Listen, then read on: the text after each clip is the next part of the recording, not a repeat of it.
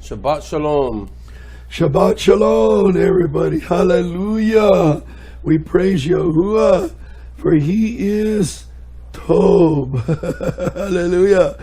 He is the best one. Yofi for Yahuwah. Hallelujah. Hallelujah. We celebrate and we just praise Yahuwah for His Tovness and what He has for us. And we just come to celebrate. Praise Yah. Hallelujah. Shabbat Shalom, everybody. We say hi. Are excited for you to be here with us.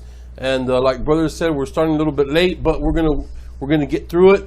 And we're gonna pick up where we left off at last week, brother.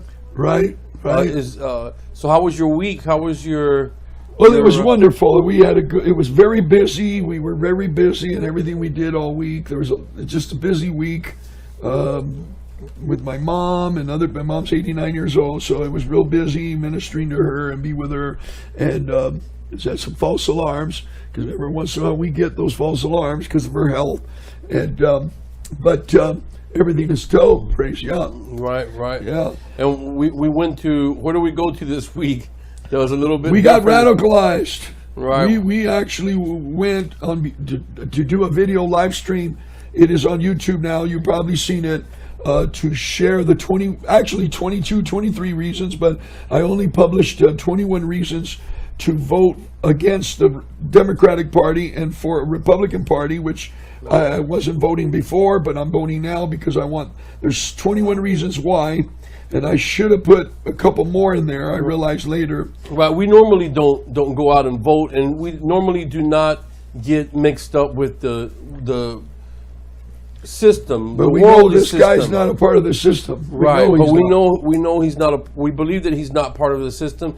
And you know, I hear this one man, he's always saying, you know, evil and wickedness flourishes when people like you and I, brother, stand by and do nothing. Right. And, you know, and everything in our belief and in our walk, we have to do the Torah. We got to do the commandments. We got to carry out the feast, do them.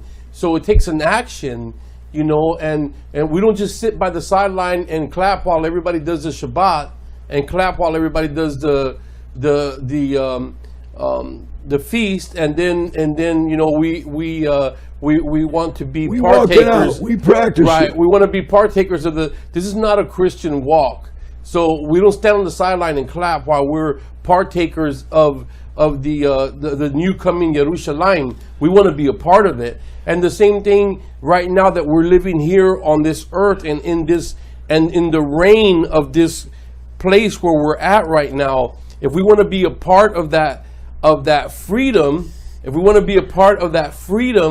then then we believe that we should be partakers of why we have a little bit of freedom.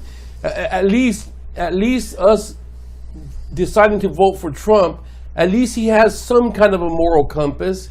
He may not be a kadosh man totally, but he has some kind of a moral compass. Well, if you see the fruit of the children. The fruit of the children is the fruit of the individual. You should know a man by his fruit. Right. And it's not just his fruit of his it's his seed. Right. And if his seed and his seed are actually converting. Right.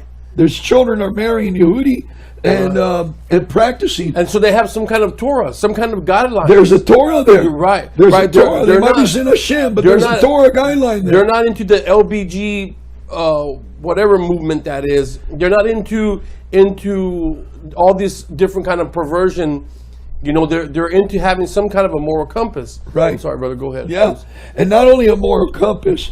If somebody has Torah, the 10-word marriage covenant, even if they're rabbinical, we don't know what level his family's involved. I got photographs of him with Yehudi praying in his building. Of course, a year ago, there was Christians that tried to raid his building, and there was the Messianic that he really grabbed hold of and agreed to prayer after all the fleecers got done praying, and he wanted to get out of the room. Right. You know what I mean? But when the Messianic prayed for him in Hebrew and English, he grabbed him and looked at him and went like that. You know, that's what I accept. That's what I want. Right. And so even if a person has a little bit of Torah and then he doesn't drink, he doesn't smoke, the system is against him. The Pope is against him. Everybody's against him. That tells me, like, you think everybody's for me? Right. Or you? The Catholic Church is against me. Christians are against me. I usually see the blogs I get. They hate blogs for teaching against the stuff of Christianity, teaching against Catholicism, Islam. The hate blogs I get. I really believe that he broke the system that was rigged, because he said it was rigged. And he broke the system is rigged. He got a knockout punch, and they're going to have to let him in. The Republicans got to let him in. But now it's not over. The principalities and powers, Hillary at 6/6/16 had warlocks and witches with 5 points of sacrifices around her in Los Angeles, and it was open news. You can look it up. 6/6/16, satanic ritual. Why Hillary was doing. This is a spiritual warfare, people. Yes, This is not a joke. Get in the fight. Get in the fight, spiritually warfare, but you got to be for somebody. Right. And I'm praying for this man to get in as a last shot. If nothing happens, great.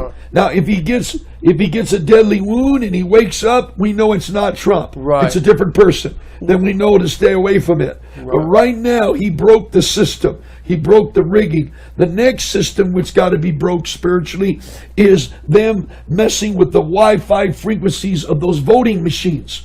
Because they have Wi-Fi connections. They can go in the system Wi-Fi. And they found this out, that not all the states have this system. And they could rig the votes, like what happened. It was just on Yahoo News this morning. They found out Hillary rigged the system to beat Bernie Sanders. Right, she rigged the computer system. Yeah. All that's going to come out. It's all coming out. These wicked little devils can run around and try to hide, but Yahuwah is going to shine the light. Just like we're doing right now. Right now, we are shining the light on sun deity worship. And, we turn the light on and we show you, look, this is sun deity, this is Mithras. Believing that the earth is round and we're spinning around the sun, that we're shining the light on it. We're showing you that it's Mithras. Now, you have your own, you can believe if you want or not. That's up to you, between you and Yahuwah. But we're going to shine the light on it. Right. Okay? And if it offends you, I'm sorry. Yeah. But we're going to shine the light on it. Because this is critical times, people. Right. This sun worship is so rampant, and our friends, there's people of Israel trapped in these temples of Christianity called Circes, and they believe in this sunrise worship of Mithras. Right. And they do this Astara celebration with Mithras sun worship, and it's a sad and it's a shame. Right. It's terrible shame. Even that recent movie that they had, and they used the name of Yahushua in it, in the end, the movie was so unscriptural, risen, and they show him rising with the sun rising from the east. Right. With this Astara belief. The whole movie was great until they got to that. I wanted to throw a bottle at the screen without being arrested. You know what I mean? When I saw it. Because I found a movie, they're speaking Aramaic and they're saying Yahushua. And they might say Yeshua, but it's still, they were using the different words. And then they turn around in the end and resurrect them. The sun worship. Not in the Mount of Olives, in a completely different location from the east. You know what I mean? So we have to help our people and take the veils off. And we don't know what's going to turn out, but we are praying for people. I'm praying for Benjamin Netanyahu, who quotes chapters and verses among his people. I believe he came out of the system. I personally has prayerfully and with fasting and praying went with men for 3 or 4 days and cast Mason demons out of them. I literally have prayed with men that were 33rd degrees Masons. They walk into the White House, pictures with the president, and they summons me to their place to renounce the Mason degrees and get delivered and set free. So if you can't think a man that was a Mason can be not set free, you got to look at your scriptures. In the scriptures, there's a verse that says there was a man that's seeking healing for one of his servants. His building was fast against the synagogue and helped build the place of worship for the Yehudi, and he was a free man. And when you research it, he was a Freemason. Wow. And he converted to Yahushua. Right. Even back then. He was a Chaldean Freemason back then. And he converted to the house of Israel back then, to the Messiah. And he's one of them that said, I call the shots. Tell them to call the shots, and the person will be healed. Right. I call shots to my soldiers, and they obey me. Just tell the master. Tell the great one. Call the shots. Right. All the way to what did Yahushua say? Wow, I haven't seen him not like this. Yeah, you know? great emunah. So we love the people of Yahuwah. We love everyone out there listening to the sound of our voice. And we just want to shine the light on the Nimrods worship so that you can have a better way to do the calendar. Instead of trying to do the Hanuk calendar thinking in a Nimrods mindset, which we've been indoctrinated This has been indoctrinated to us from the time that we went to school. From the very first thing, like all these flat earthers say on the YouTube, what do they show you when you go to school? Oh, a globe. And they call it a world. What is your first thought? Well, when I was a kid, I look at the globe, and I was like, how come? I wonder if the people on the bottom are falling off or not. Right. It's just a ridiculous concept. Anyways. So we're going to get into that, and I just wanted to recap, brother, real quick, the what we did last week. Unless you have something else? Or? No, we're going to go ahead and do that and pursue it. I love you people. We have made a choice to intercede and pray and stand in intercession and prayer and bind the principalities and strongholds. Right. We got to witness to 6 people, the Father's name and the Son's name. I'm going to tell you something. The Republican people are researchers. Right. The people There's that follow people Trump, waking up. When I started talking about the name of the Father, Son, the guy, one of the girls pulled out her phone and started Googling. Yeah, immediately to find out if we're telling the truth. Right. And you know what? And immediately, brother, when you started witnessing to them, they started looking, okay, Eagles Heavy Ministry, Eliyahu channel, they don't mess around. These people, they make sure you're not a fake and a fraud. Right. These people are tired of fakes and frauds, and they want to make sure that what you're speaking is the truth. So don't go up there with the J-man on your mind. Right. Okay? Because you're gonna get pushed back right away. There's atheists out there that know the word more than you do. That's right. Trust me. And you know what we met an agnostic Yehudi that was quiet listening to us while we were interviewing people inside the building. Right. He's Sephardic. And then he turns around, he says, I'm Sephardic and everything you're saying is true. Wow. But I did not know about this stuff, about the rabbinical. I did not know about the true names. And I told him, I whispered in his ear, brother, go in your room and say, I call out to the creator of Abraham, Ishak, Jacob, and my forefathers, and I want to know if you're real. Show me. And his eyes got like, woo, he looked at me like he was challenged. Right. His Jewish blood was challenged from that His moment. DNA was woken up woken up. No more agnostic. We'll probably see him later on, a believer of Yahuwah. He's going to be on our internet probably. So that goes perfect with the very first verse that we went to last week, which was in 2 Corinthians, that it says, if our news has been veiled, it has been veiled to those who are perishing. Unbelievers that are perishing. Right. So if you don't understand what we're talking about, if these guys were saying, look, if you don't understand what we're talking about, Yahushua, then you're perishing. You must be perishing. If they don't get quickened in the inner being with the name of Yahuwah and the name of Yahushua and the correct words, if they don't get quickened, then they're perishing. They're dead in their lab. Right. In their inner being. Their spirit man is actually literally dead. Right. They have to be quickened by the Ruach. And it takes you people to put a Yahuwah hat and stand in line for 3 or 4 hours in some event, whatever. And people ask you, what are those 4 letters? They look different. What language is that? It's a witness. It's a testimony. It's a testimony, right. Open in the public, and you can share and get loud so other people can hear. Because other people are hearing. Yeah, when brother and I go out there and we talk to people, we get loud. And then people turn around and they start looking. They can go on the end of the line or way up. Some of them kind of shy away. Some of them kind of just stare. Some listen intently. Some roll their eyes. They do all kinds of stuff. But we're going to talk loud so that everybody can hear us. Now, all right, let me go to the screen. We're in chapter 10, verse number 8. But let me just cap off something real quick. Remember that right before this, Noah prays over his son so that the evil spirits do not rule over them. Okay, so Yah hears his prayer and binds them so that they do not have power over the sons of the righteous, but a 10th part of them remains. And that's where we're at. We're at that. That's where we're going to pick up, is at that 10th part. Now, let's start in verse number 8. It says, and the chief of the spirits, Mastema, came and said, Yahuwah, Creator, let some of them remain before me, and let them listen to my voice, and do all that I say to them. For if some of them are not left to me, I shall not be able to execute the power of my purpose on the sons of men. For these are for corruption and leading astray before my right rulings. So what are these spirits doing? They're for corruption and for leading astray before and for the wickedness of the sons of men is great. Because of the wickedness of the sons of men, men are corrupted and led astray. And he said, let the 10th part of them remain before me, and let 9 parts descend into the place of condemnation. Now, remember, people, that the 10th part is what we find in Tanakh and Brit Hadashah,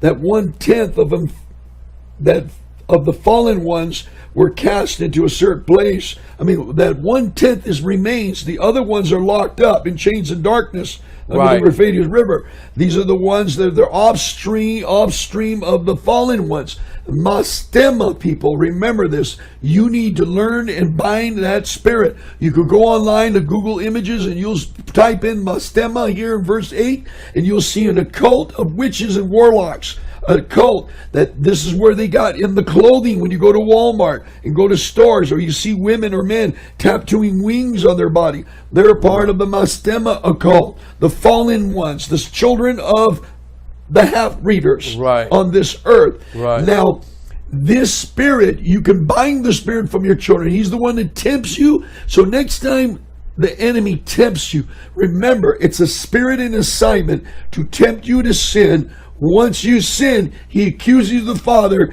that he has the legal right to put sickness, disease on you, legal right to come after your children, to come into your house.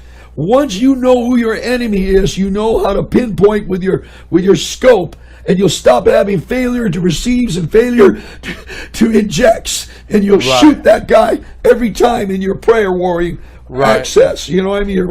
We have to know what we're fighting against here. Because the word plainly says we wrestle not against flesh and blood, but against principalities and powers of the air. You know, so this is what's happening. And these principalities, these powers, this is one of the names of the 7 or 9. There's different documents in the Hebrew writings of how many of are. Lucifer is a Catholic Latin word, and there were more than one that fell. Okay, and Lucifer's real name under Hebrew is Ha'el. It's the same word that the Islam uses for their name for the word kosher. It's the same word they use for kosher. So now, and then for us in Hebrew Aramaic, it's the fallen one. All right, so now remember that for your ammunition of prayer and intercession. So, brother mentioned a great point right now. He mentioned a point that he wanted to leave 10 part for the remainder. Now, guess where this propaganda lie is to reduce population zero on the earth and reduce the population? You think it's a man's idea? You've been in a plane, you've traveled, you've seen all the empty land everywhere, all the land so empty. We only live in a small percentage on the earth. The enemy doesn't have enough principality spirits to spread around. To subdue the whole earth. So he needs to depopulate the earth. In order to control it. But I'll tell you what, if you think that wickedness is great right now, you wait till that other 9th part. They get released, and you're going to see wickedness. It's going to prevail so fast that it's going to literally cause Hamashiach to appear, to come back. All right. At least the elect be destroyed. Exactly. Verse 10 now. Okay, let's go to verse 10. It says, and one of us he commanded that we should teach Noah all their medicines, for he knew that they would not walk in uprightness nor strive in righteousness. And we did according to all his words. All the wicked evil ones we bound in the place of condemnation, and a 10th part of them we left, that they might be subject to Satan on the Aretz. And we explained to Noah all the medicines of their diseases, together with their accomplishments, how he might heal them with herbs and of the Aretz. And Noah wrote down all the matters in the book as we instructed him concerning every kind of medicine. Thus the evil spirits were prevented from hurting the sons of Noah. And he gave all that he had written to Shem, his eldest son, and he loved him exceedingly above all his sons. And now, where's that book? That's another book somewhere. Right, that is. You know what I mean? How to use herbs and how to use the plants and natural home remedies. You know what I mean? Right. And Noah slept with his fathers and was buried on Mount Lubar in the land of Ararat. 950 years he completed in his life, 19 Yubalim and 2 weeks and 5 years. And in his life and in his life on the Aretz, he excelled the children of men except Hanuk, because of the righteousness wherein he was perfect. For Hanuk's office was ordained for a witness to the generations of the world, so that he should recount all the deeds of the generation unto generation till the day of judgment. And in the 33rd Yubel, in the first year, in the second week, Peleg took a wife whose name was Lomna, the daughter of Sinaar, and she bore him a son in the 4th year of this week, and he called his name Reu, for he said, see, the children of men have become evil through the wicked purpose of building for themselves a city in the tower in the land of Shinar. And they departed from the land of Ararat eastward to Shinar, for in his days they built the city and the tower, saying, come, let us ascend thereby into the Shamaim. And they began to build, and in the 4th week they made brick with fire, and brick served them for stone, and the clay with which they cemented them together was asphalt, which came out of the sea and out of the fountains of water, and in the land of Shinar. And they built it 43 years. They were building, and its breadth was 203 bricks, and its height of a brick was the third of one. Its height amounted to 5,433 amah and 2 tofah. And the extent of one wall was 13 stades, and of the other 30 stades. And Yahuwah our Eloah said to us, see, they are all one people, and this they begin to do, and now nothing shall be withheld from them. Come, let us go down and confuse their language, that they may not understand one another's speech. And they came, and they may be dispersed into cities and nations, and one purpose shall no longer endure with them till the day of judgment. For Yahuwah descended, and we descended with him to the city and the tower which the children of men had built. And he confused their language, and they no longer understood one another's speech, and they ceased to build the city and the tower. For this reason the whole land of Shinar is called Babel, because there Yahuwah confounded all the language of the children of men, and from there they were dispersed into their cities, each according to his language and his nation. And Yahuwah sent a mighty wind against the tower and overthrew it upon the earth. And see, it was between Ashur and Babel. Okay, stop for a minute, brother, please. All right. My translation is slightly different than people have seen on the screen. What verse are you on now? I'm on verse number 26. Okay, great. Keep going. Okay, in the land of Shinar, and they called its name Overthrow. And in the 4th week, in the beginning of the 1st year, in the 34th Yubel, they were dispersed from the land of Shinar. And Ham and his sons went into the land which was to occupy, which he acquired at his portion in the land of the south. And Canaan saw the land of Lebanon to the river of Mitzrayim, that it was very good. But he did not go into the land of his inheritance to the west, that is to the sea. But he dwelt in the land of Lebanon, eastward and westward, from the border of Yarden and from the border of the sea. And Ham, his father, and Cush, and Mitzrayim, his brothers, said to him, you have settled the land which is not yours, and which did not fall to us by lot. Do not do so. If you do so, you and your sons shall fall in the land and be accursed through rebellion. For by rebellion you have settled, and by rebellion your children shall fall, and you shall be rooted out forever. And we're reading all this for a purpose. Let me keep going. Do not dwell in the dwelling of Shem, for to Shem and his sons it came by their lot. Cursed are you, and cursed shall be you over all the sons of Noah, with the curse by which we bound ourselves, with the oath in the presence of Kadosh judge, and in the presence of Noah our father. But he did not listen to them, and he dwelt in the land of Lebanon, from Hamath as far as the entrance of Mizraim, he and his sons to this day. And for this reason that land is named Canaan. And Japhet and his sons went towards the sea, and dwelt in the land of their portion, and Madai saw the land of the sea, and it did not please him, and he begged a portion from Elam and Ashur and Apakshad, his wife's brother, and he dwelt in the land of Madai near his wife's brother to this day. And he called his dwelling and the dwelling of his son Madai after the name of his father. Okay, so now what you just read is where there was, after the son of Peleg, there was the dividing up of the earth. There was a dividing time before it split. We're talking about pan earth. And then there was a big split. Right. Last week we read about it in Jubilees and Jubileem, chapter 9, 14, verses 14 and 15. The sons of Noah divide up the earth, proclaiming a curse on the one who sought to seize the portion which had not fallen to him by lot. And I'm going to show you a picture right now. Let me find the picture so you can see it. Let me see if I can find it here.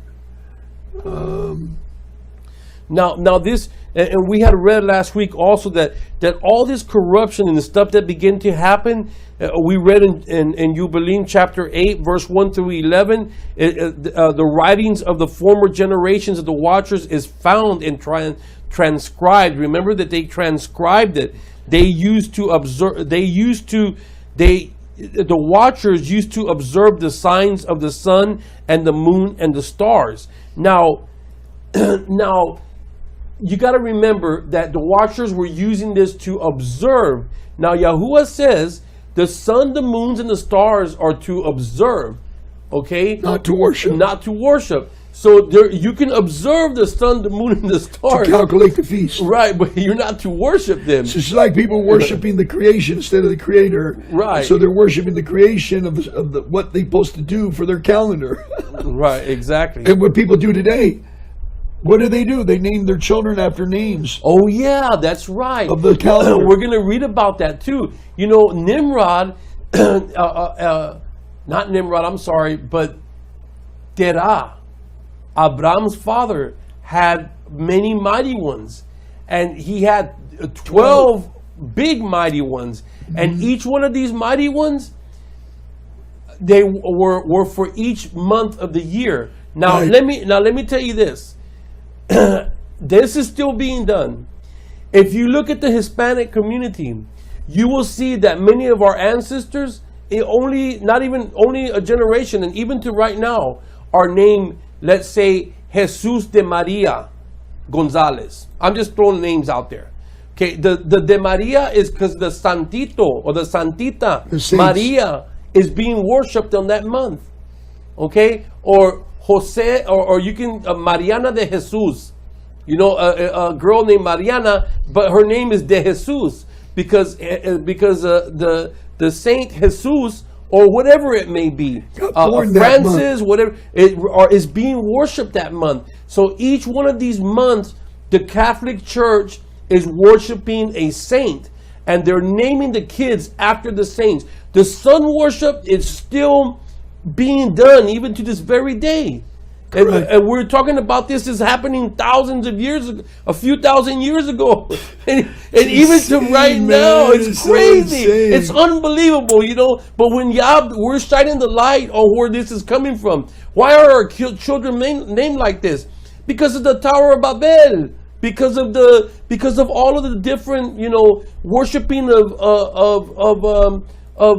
pagan deities. And so Mastema says, Yahuwah, please leave a tenth of us behind so we can get on these people, and we can, they can be punished for their corruption. The corruption of man is great. Okay, and so they're telling the Father that the corruption man, they're easily corruptible. Yeah, it's great. I mean, can't you give them over to us because they're corrupted anyways? Yeah. So Yahuwah allows it. Yeah. So we're shining the light on it. So if you want to continue to worship the sun, and the whole universe is spinning around the sun, then go ahead on. But you're going to be given over to corruption, you see, because you weren't guilty before because you didn't know. But when you find out and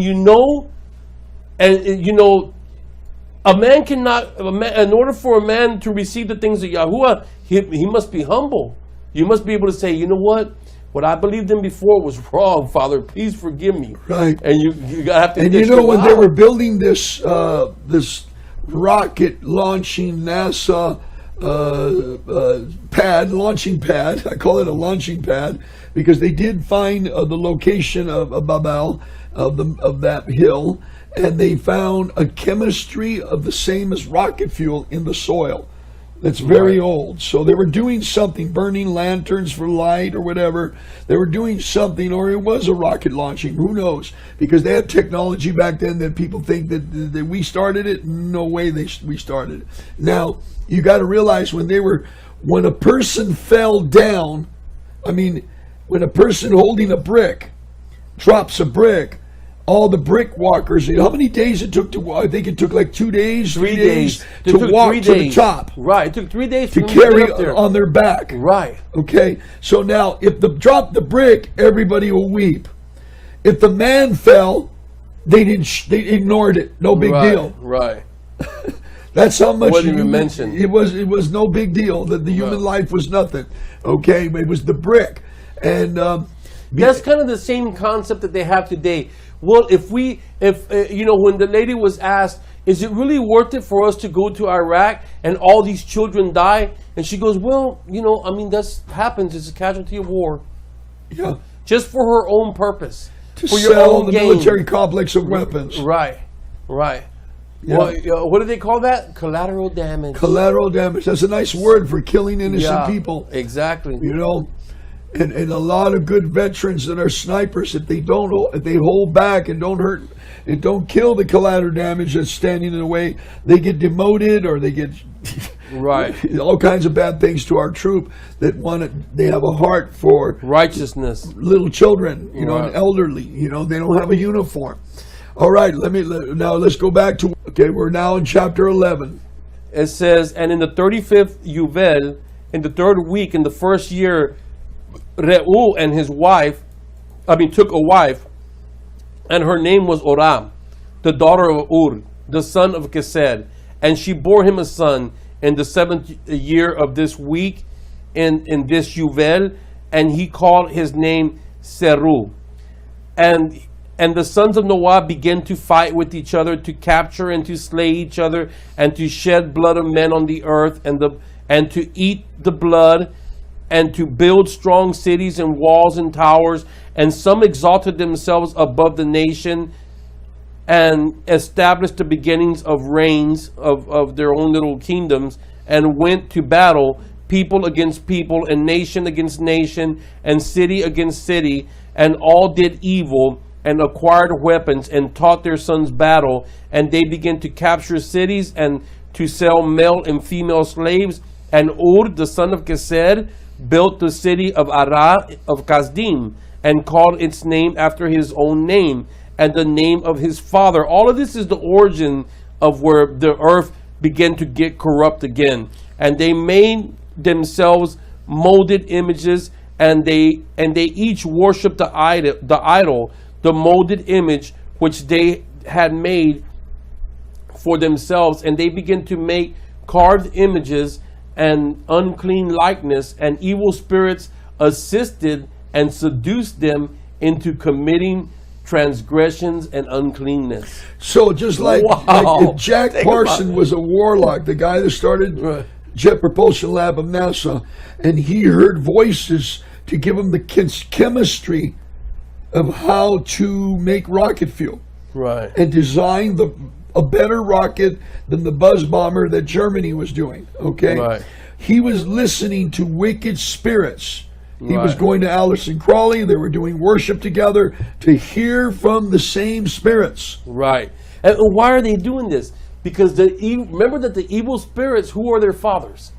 Their fathers are the Nephilim. Their fathers are the watchers that fell to the earth, and they have stations in the Shamayim. Remember, but they're no longer there. They're locked up in the earth somewhere. Yahuwah said that He locked them up.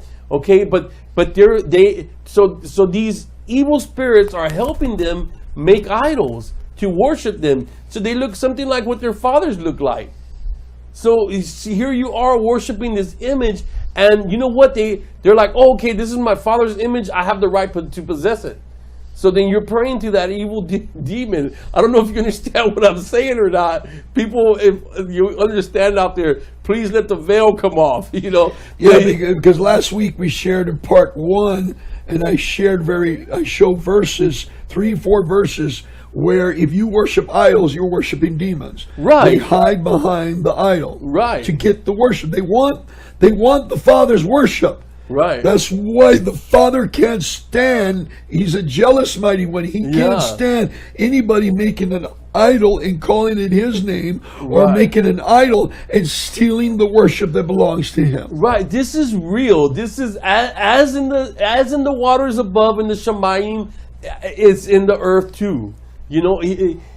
So this is reality. This is not, like we said. We're not doing a Walt Disney movie here. Okay. Yeah, we're reading you the scriptures. Okay, so what verse were we on, brother? I lost it again. You are in verse. And the prince Mastema exerted himself to do all this, and he sent out other spirits, those which were put under his hand, to do all kinds of evil and sin, and all kinds of transgression, to corrupt and destroy, and to shed blood on the Arets. For this reason he called the name of Sarug, for everyone turned to do all kinds of transgressions, and he grew up and dwelt in the Ur Kasdim, near his father,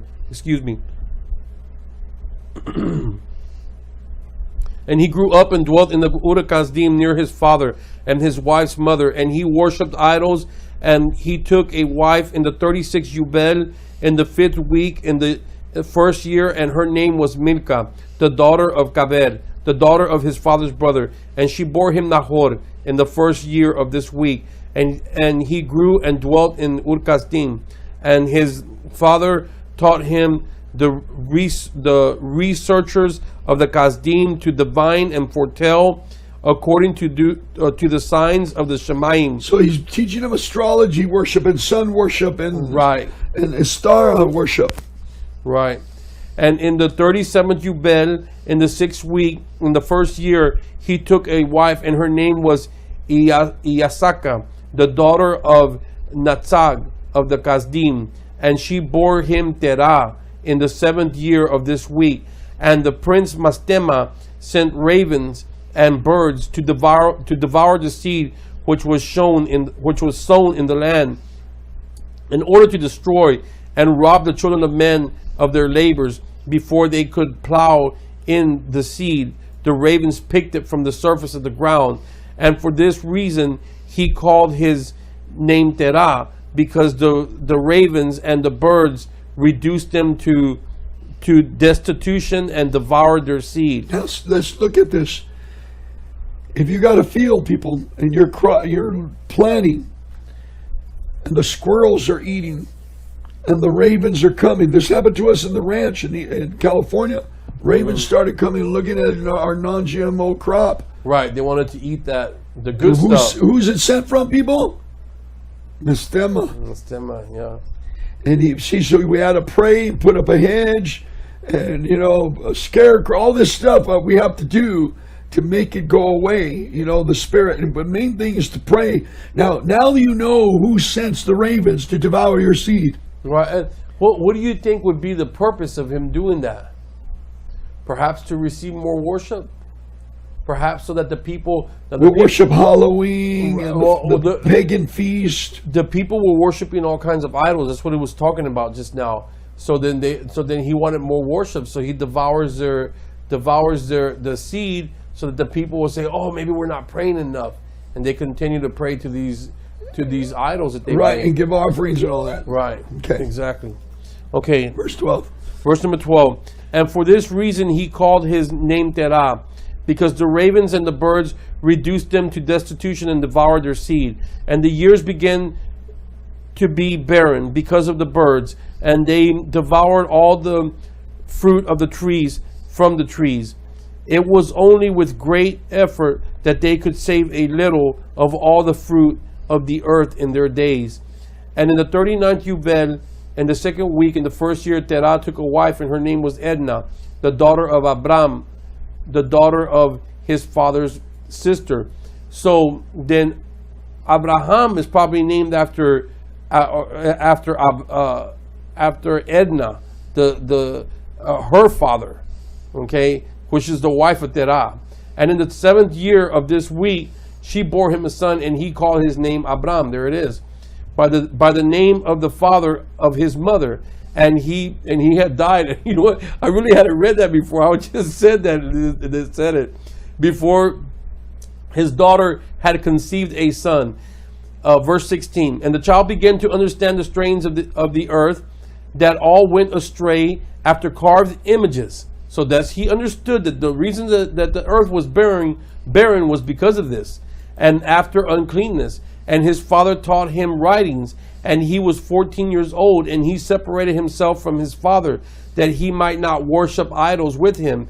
And he began to pray to the Creator of all matters, that he might save him from the strains of the children of men, and that his portion should not fall into the strain after uncleanness and wickedness. And the seed time came for the sowing of the seed on the land, and they all went together to protect their seed against the ravens. And Abram went out with those that went, and the child was a lad of 14 years, and a cloud of ravens came to devour the seed. And Abram ran to meet them before they settled on the ground, and cried to them before they settled on the ground to devour the seed, and said, "Do not descend, return to the place where you came." And they proceeded to turn back, and he caused the clouds of ravens to turn back that day 70 times. And so he was doing spiritual warfare. Right, he was 70 times he did it.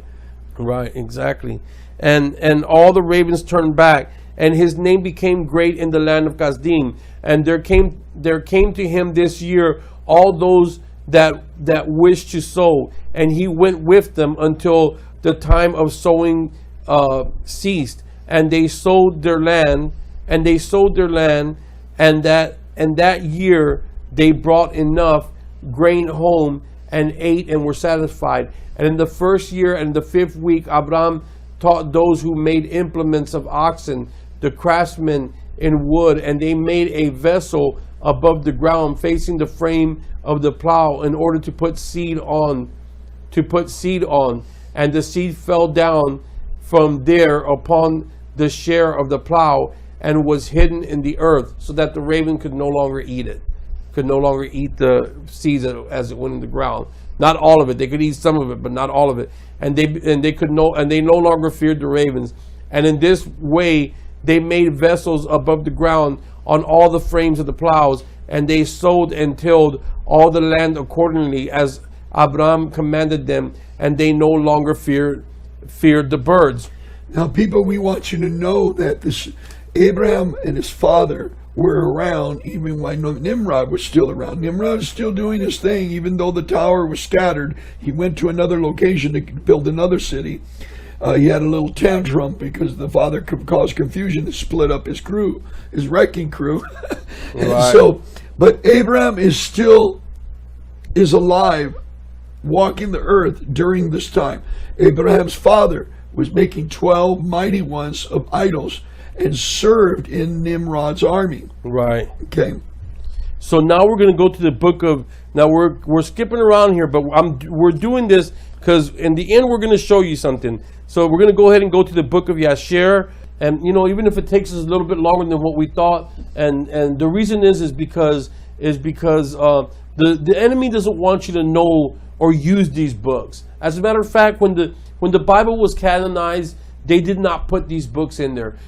Everything that I'm reading to you right now, we're going to read in Bereshit later on, and it's only going to take us like one chapter, because nothing's explained. So it's hard to understand all of this when none of it is explained. It's been diluted. Right, it's been diluted, and The rabbis did it. They canonized. The Catholic Church canonized and restricted the books because it's a control issue.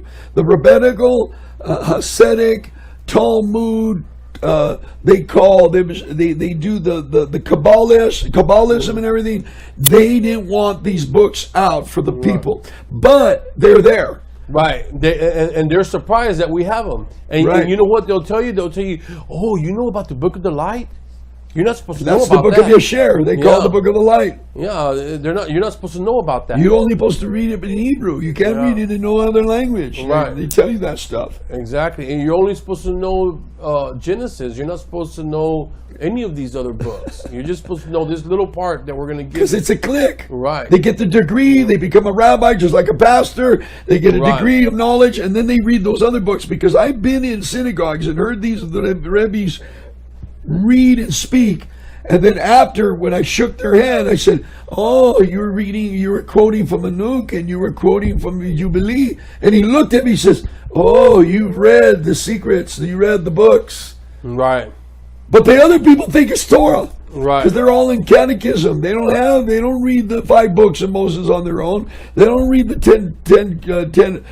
Tanakh on their own. Right. They're issued out these little missalettes, just like the Catholic Church. Right, people, we're just beginning to scratch the surface of where the sun worship comes from. We're just of understanding the calendar. We really are, because you gotta read the history of what happened in order to get deprogrammed. Like Brother was saying on the first time when we first started into this series, he was saying we need to deprogram you of what you've been taught in order for you to understand when we start reading about the calendar, because you got to forget about, we can't just tell you that. We have to show you scripture. So that's why there's purpose in this. That's why we're reading through all of this. Now let's go to Yasher, chapter 8, and we're going to read from the whole chapter of Yasher, 1 through 36. Okay, and people. And it came to be in the night that Abraham was born, that all the servants of Terah and all the wise men of Nimrod. I'm going to read it like it is for now, but you know that the etymology of wise is not good. Yeah. Let's just keep reading. Well, you know what? The wise men of Nimrod's right. Wizards. Right. They were wizards. Yeah, they were the wizards of Nimrod. So then the wizards of Nimrod and the astrologers came and ate and drank in the house of Terah, and they rejoiced with him on that night.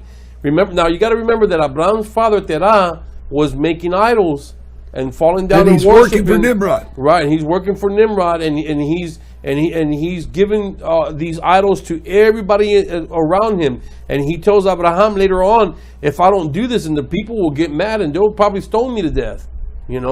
For letting them know, for telling them that these idols aren't real. And anyway, so let's keep going. Verse 2. And when all the wise men and the astrologers went out from the house of Terah, they lifted up their eyes towards the Shemaim, and at that night to look at the stars. And they looked, and see one very large star came from the east and ran in the Shemaim, and it swallowed up the 4 stars and the 4 sides of the Shemaim.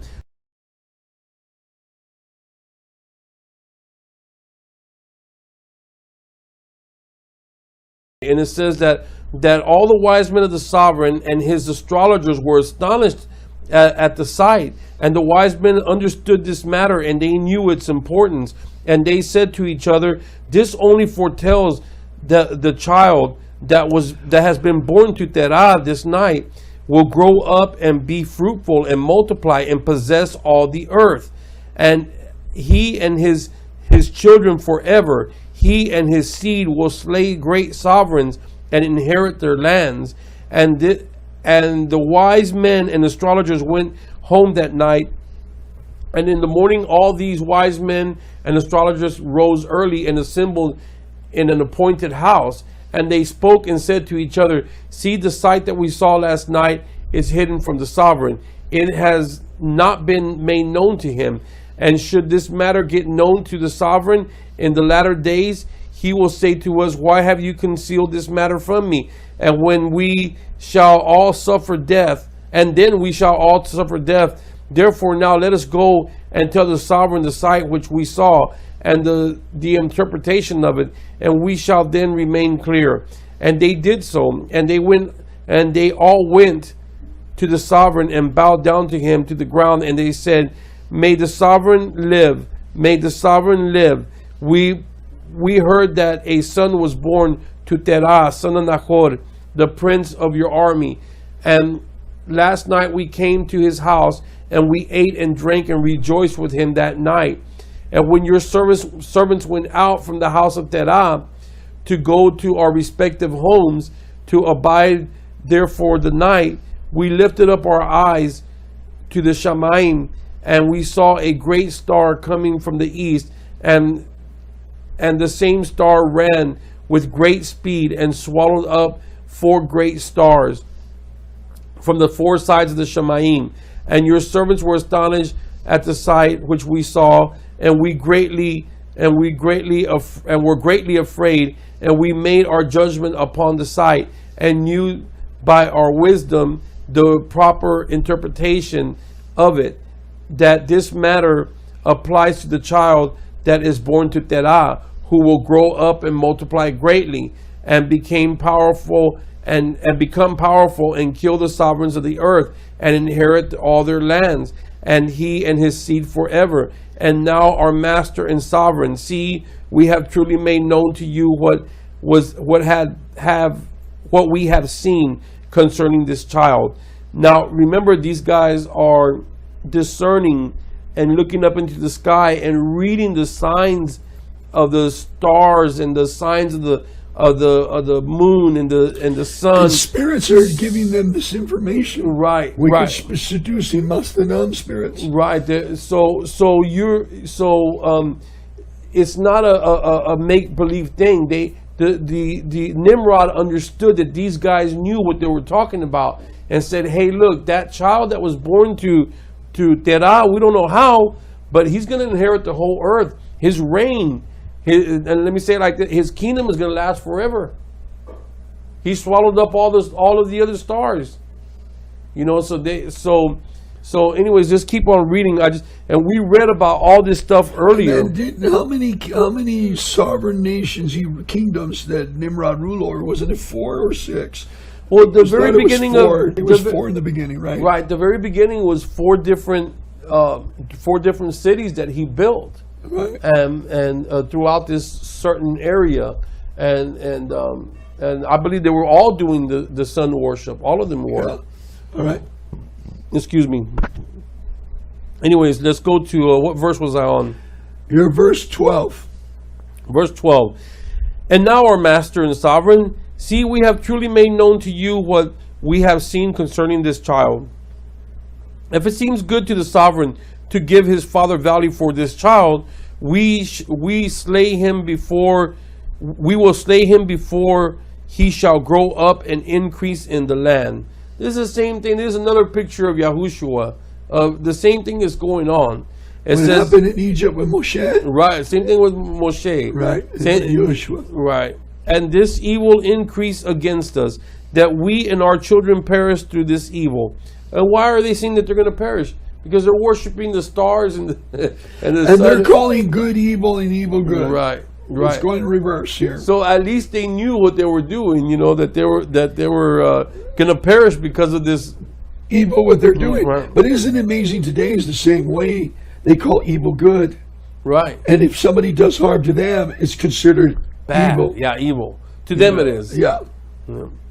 It says, "And the sovereign heard the words, and they seemed good in his sight. And he sent and called for Terah. And Terah came before the sovereign. And the sovereign said to Terah, I have been told that a son was born to you last night, and after this manner we observed in the Shamaim at his birth. And now therefore give me the child, that we may slay him before his evil rises up against us. And instead of them saying before his righteousness rises up against us, he said before his evil, and because he's going to do evil to them. And I will give you for his value. Sell him to me. Sell him to me.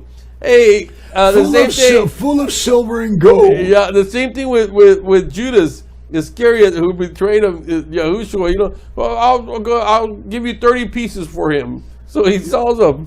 Abort your baby, and I'll give you some money. Right, exactly. Your house, it says, and I will give you for his value your house full of silver and gold. And Terah answered the sovereign and said to him, my master and sovereign, I have heard your words, and your servant shall do all that his sovereign desires. But my master and sovereign, I will tell you what befell me last night, that I may see what advice the sovereign will give his servant. And now then I will answer the sovereign on what he has just spoken. And the sovereign said, speak. And Terah said to the sovereign, Ayon, son of Mored, came to me last night, saying, give to me the great and good-looking horse that the sovereign gave you, and I will give you silver and gold, and straw and food for its value. And I said to him, wait till I see the sovereign concerning your words, and see whatever the sovereign says, that I will do.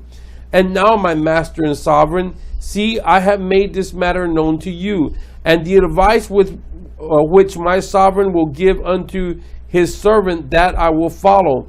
And the sovereign heard the words of Terah, and his wrath was kindled, and he considered him in the light of a fool.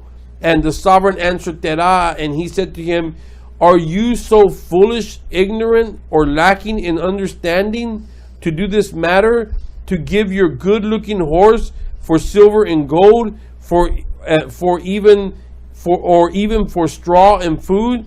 Are you so short of silver and gold that you should do this matter, because you cannot obtain straw and food to feed your horse? And what is silver and gold to you, or straw and food, that you should give away that fine horse which I gave you, like which there is none to be had in the whole earth? And the sovereign left off speaking, and Terah answered the sovereign, saying, like this has the sovereign spoken to his servant. I beg you, my master and sovereign, what is this which you said to me? Give me your son, that we may slay him, and I will give you silver and gold for his value. What shall I do with silver and gold after the death of my son? Who shall inherit me? Only then at my death the silver and gold will return to my sovereign who gave it. So he's letting him know you're valuing a horse more than a child. Yeah, I mean, what good is, if you kill my son, what good is silver and gold going to do me? What value is it going to have? What value? Just like the horse you gave me. Yeah, just like the horse. It says, and when the sovereign heard the words of Terah, and the parable which he brought concerning the sovereign, it grieved him greatly, and he was troubled at this word, and his wrath burned within him. And Terah saw the wrath of the sovereign was kindled against him, and he answered the sovereign, saying, all that I have is in the sovereign's power. So he's basically humbling himself before the sovereign and said, look, you're going to do whatever you're going to do. All that I have belongs to you anyways. All that I have is in the sovereign's power. Whatever the sovereign desires to do to his servant, that let him do. Even my son, he is in the sovereign's power, without value in exchange. So he said, if you're going to do that, you take him without giving me nothing. What are you going to give me? Your money. I don't want your money, yeah. And he and his two brothers that are older than he. And you might as well take all my sons from me. And the sovereign said to Terah, no, but I will purchase your younger son for a price. And Terah answered the sovereign, saying, I beg you, my master and sovereign, to let your servant speak a word before you, and let the sovereign hear the word of his servant. And Terah said, Let my sovereign give me 3 days time till I consider this matter within myself and consult with my clan concerning the words of my sovereign. And he pressed the sovereign greatly to agree to this. And the sovereign listened to Terah, and he did so, and gave him 3 days time. And Terah went out from the sovereign's presence, and he came home to his clan and spoke to them all the words of the sovereign. And the people were greatly afraid. And it came to be in the 3rd day that the sovereign sent to Terah, saying, Send me your son for the price, as I spoke to you. And should you not do this, I will sin and slay you. I will sin and slay all you have in your house, so that you shall not even have a dog remaining. And Terah hastened at the matter, and was urgent from the sovereign. And he took a child from one of his servants, which his female servant had borne to him that day. And Terah brought the child to the sovereign, and received value for him. And Terah was and Yahuwah was with Terah in this matter, that Nimrod might not cause Abram's death. And the sovereign took the child from Terah with all his might, dashed his head to the ground, and for he thought it had been Abram. And this was concealed from him that day. And it came to be forgotten by the sovereign, as it was a matter of providence, not to allow Abram's death. And Terah took Abram his son secretly, together with his mother and nurse, and he concealed them in a cave, and he brought them their provisions monthly. And Yahuwah was with Abram in the cave, and he grew up, and Abram was in the cave 10 years. And the sovereign and his princes, diviners, and wise men thought that the sovereign had killed Abram. All right, so we're going to stop there because of time, and this is part 2 of the origins of Nimrod and the ball earth and sun worship, and origins with Nimrod of this belief system. And this is part 2. Yeah, we really want you to discern and know as a fact what really were the sources of sun worship and the ball earth, because we're going to show you pictures of Nimrod standing on a ball. That's right. With bands around it. And then in the Catholic Church, the J-Man, he looks like little Chucky in his very scary picture. Right. And he's got a ball too. With the cross on top of it. And it's an upside down cross. Oh, yeah. You know what I mean? Right. The band is different, showing half the earth, not a split. So these are mysteries we're going to expose, and then eventually when we get to it, we're going to go on our wall, we're going to show you the photographs and the stuff, and we're going to make some calls from other friends we have to make it more accurate, because we want you to really understand what we're getting to get everybody out of the way of sun worship and walk in the true calendar of the Creator's calendar. But one of the things that we have to get out of our head, that if anybody sends my link to some of the people that are making calendars, we must understand this without a doubt. To print a calendar 2 or 3 years ahead to make profit and gain, you're not going to get it. Yeah. There's 2 or 3 witnesses that prepare for the equal yom and equal night, and they announce the beginning of the year. Right. And some people might not get it for 2 or 3 days later, the announcement. Right. So then they'll do the backdating the count for the 14 yoms to start Pesach. You know what I mean? Right. So there was no such thing as printing calendars a year, 2 years, 3 years ahead of time back in the days of Yosher. It was announced. It was announced by the Zadok, the Kohanim of the Creator's calendar. They followed their Abba Hanuk understanding. Okay, so most of the people would have it better if they just do it that way. Right. Once they find out the equal yom, equal night without the NASA system, Right. they use the astrolabe instead of the NASA computer system, and then they make the announcement, and people can print it out. Right. On in their own house, in their own computers, they can print it out Right. in PDF or whatever and post it like we got. We got printed out stuff. We don't got no calendar on our door walls. Right. We got printed out stuff. So, because you cannot put it in a box and then turn around and print them 2-3 years to make money. It Right. won't work because the next year and the third year it's going to mess up. Well, is how we said at the very beginning. At the very beginning of this information we're sharing with you, we said we believe that we have the calendar. We believe a lot of people out there have the calendar, but nobody knows that day. Which day are we talking about?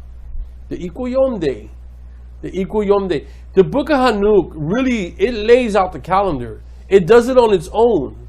Okay, but the thing is that you have to know when that beginning of the year date is. And Yahuwah says that because you've gone astray and you did not keep my Shabbats, you did not keep my feasts, you did not, therefore you're not going to know my calendar until it's revealed to you, until I decide that it can be revealed to you again. Right. Okay? And I believe that now we see the calendar and that he's revealing it to us, but we're still missing that part of exactly, we're coming in 10 days, 3 days too early, too late. And that's the part that And NASA is deceiving the people Right. with that day, week, month calendar they're application. doing some kind of idiotic mathematic junk that doesn't even make any sense according to the ball earth and how long it takes for a ray of light to hit the earth from 93 million miles away. According to their calculation. According to their deception. Which we know it's a lie. Yeah, we know it's a lie. Don't even go there. don't even go there.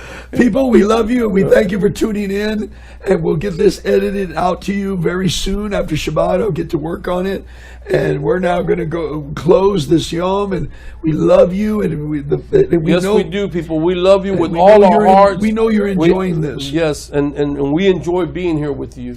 And we know, we thank you for the response. Some people showed us some calculations. And we're going to study them, right, brother? Right, we're going to study their calculations. Some people sent some nice calculations to us, and we respect you sending your input. We're open to input. We're not closed to input. And we're going to look at the Jubilee guide that sent me a bunch of Jubilee information, and then also the guide that says that we're traveling at 666,000. It comes to 6.6 or 66. They even use the number of man. They Right. even do that.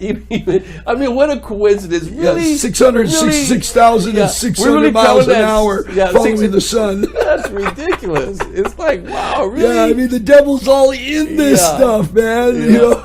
We love you and thank you for tuning in and welcome. And don't forget, if you would like to have a Eagles Haven, you go to Eagles Haven Ministry at yahoo.com, and we'll send you a free copy of a hard copy, printed copy of Replacement Theology, Correction of Words, and all the pagan words, not quite all, but most of it, 98% of all the pagan words, corrections.